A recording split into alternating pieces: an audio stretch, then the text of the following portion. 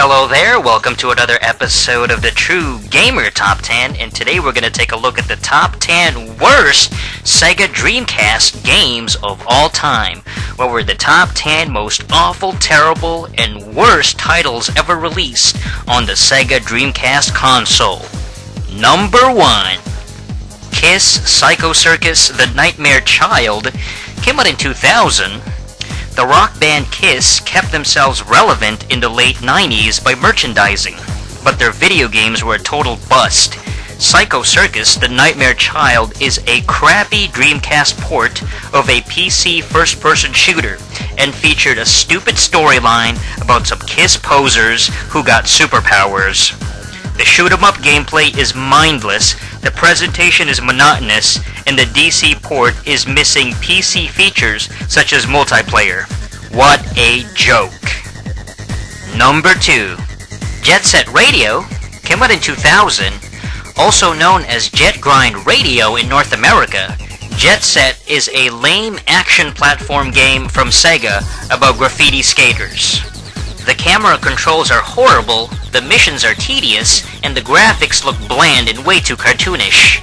The worst part is the cheesy music, which doesn't fit with the style, and the gameplay feels way too arcadey and unrealistic. Number 3.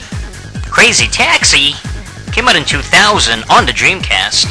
One of the most frustrating games in the Dreamcast library, Crazy Taxi is about driving a gimmick car from checkpoint to checkpoint. The controls feel run-of-the-mill, the soundtrack is not energetic enough, and you can't even run over the pathetic pedestrians. The sad part is, this entire game is just one mini-game side distraction that you can find in an actual open-world game like GTA and Saints Row. Number 4.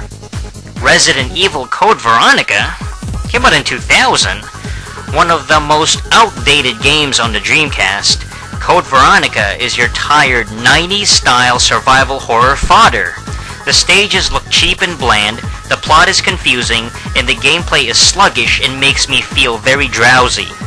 Overall, we get an obsolete-style game that feels completely old-fashioned for a system that was supposed to bring the next generation experience in the early 2000s. Number 5. NFL 2K came out in 99. The 2K series debuted on the Dreamcast in the late 90s, but instead we got a played-out football game which stunk on the console. The animations and the motion-captured moves are not realistic at all, the gameplay doesn't stand out from previous football games, and the audio is way too distracting. The game is littered with glitches and bugs such as repetitive sound effects, out-of-bound kickoffs issues, and the problematic catching. Number 6. Skies of Arcadia came out in 2000. When it comes to RPGs, Sega is not really known for this genre outside of Phantasy Star. Skies of Arcadia is your typical fantasy dungeon crawler with boring pathways, predictable puzzles, and your typical monsters.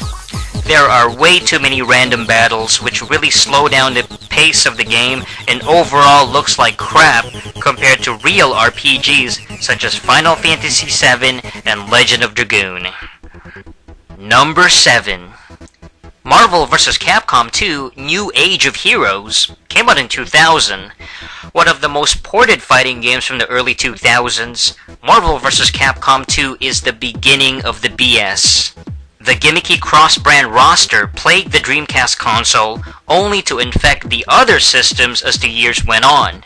With annoying characters, an irrelevant storyline, and simplistic gameplay, Marvel vs. Capcom 2 was also the least faithful port on the Dreamcast because its engine sucks so bad and was so inferior compared to the later systems.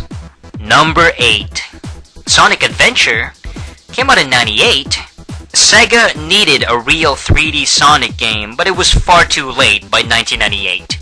Dreamcast was their latest console at the time, but Sonic was already a finished franchise with fewer fans than Bubsy by the late 90s.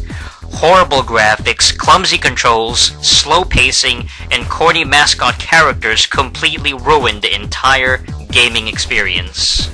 Number 9. Soul Calibur came out in 1999 on the Dreamcast. One of the worst Dreamcast games of all time, Soul Calibur is a lame console port of an arcade fighting game. The graphics don't look nearly as good compared to something like Virtua Fighter 5.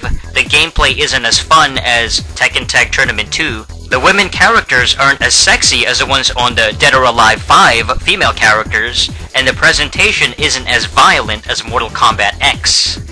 The weakest part is the weapon system, feeling more like a gimmicky blade-wielding slapfest for anime nerds.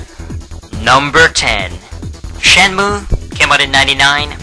One of the slowest games in Sega history, this self-indulgent tripe is your typical over-dramatized schlock.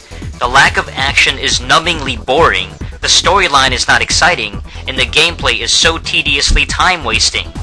At the time, Shenmue was also one of the most expensive games to develop, which means the developers wasted $47 million on this walking, non-action garbage. Alright, so that's it for the top 10 worst Sega Dreamcast games of all time. These are definitely the most pathetic titles released on Sega's last final console ever put out.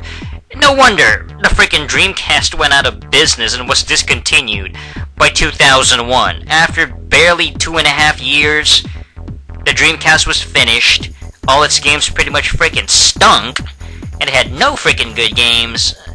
There was nothing, no must-have exclusives, no amazing franchises.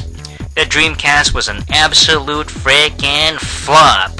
It's safe to say it's one of the worst consoles of all time, and definitely the crappiest from the 6th generation.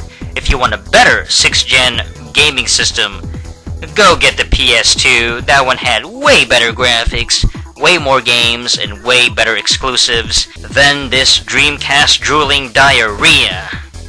Ugh.